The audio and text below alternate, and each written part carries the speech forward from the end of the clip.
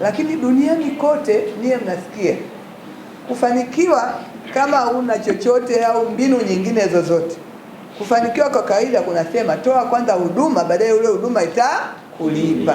Hata kwenye biashara wanasema buni kitu ambacho ni shida ya watu. Tengeneza kitu ambacho wataona thamani yake. Watatoa hela baadaye baada ya kuona thamani, lakini kwanza nakutaka wewe uanze kuonyesha kuonyesha wewe kwanza. Hiyo ndio formula ya mafanikio karibu duniani kote.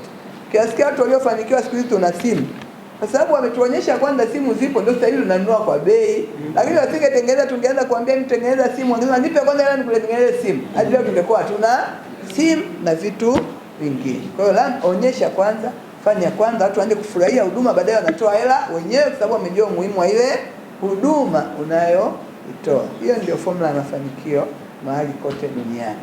Lakini nishukuru kuwa TAHEA imekuwa na mchango mkubwa sana kwa maisha ya watu, lakini mchango mkubwa sana kwa serikali kwa kazi ambazo tunafanya.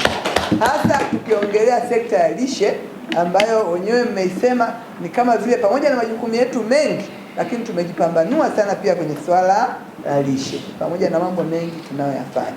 Nchi yetu ni kweli ina changamoto ya lishe, na nikihistoria muda mrefu nyewe na mnafahamu zaidi kwa tulikuwa tunakula kwa mazoea, tulikuwa tunaishi kwa mazoea, tukiashumu tu tunakula ili tuishi.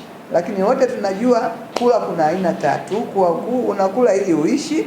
Hao ni watu ambao wengi hawana elimu ya lishe, lakini pia hawana uwezo wa kupata vyakula ambavyo vinaweza kuwafanya wale kwa sababu nyingine. Na ndio maana kwenye vitu vya msingi vya maisha ya binadamu chakula ni kitu kimoja hapo. Lakini la pili, wale wanaokula ili washibe, tendo wao ili waishi, lakini wako wanaokula ili wapate utamu wa chakula bila kujali athari nyingine. Kwa hiyo ndio wako wengi sana kwenye nchi yetu. Yaani mtu akipata hela ndio utajua kuwa huwa anamisi kuku, huwa anamisi mbuzi choma, huwa anamisi nini, kwa sababu anakula ili afurahie utamu wa chakula. Lakini la tatu, wako wanaokula kwa kusema kazi ya chakula mwilini ni nini. Kwa hiyo anakula kutokana na manufaa yale ambayo atakapata mwilini. Hao wako wachache, na ndio kazi hasa ya nutritionist, kazi ya watu wa TAHEA kwa sasa ambayo tunasema.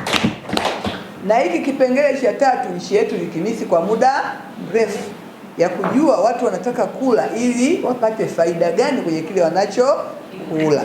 Kwanza walikuwa hawana elimu ya kujua umuhimu wa kufanya hivyo, lakini hawana elimu pia chakula gani ya kila anapata nini na kinafanya kazi gani mwilini. Hiyo ilikuwa ni changamoto ya kitaifa, lakini tunashukuru miaka michache iliyopita nchi yetu ilianza kuamka kidogo na kusema liko jambo la msingi tukitaka tuendelee, ni mchango wa watu ambao wana maarifa, wana utashi, wana ujuzi wa kuweza kuchangia kwenye maendeleo yao wenyewe na maendeleo ya taifa lao.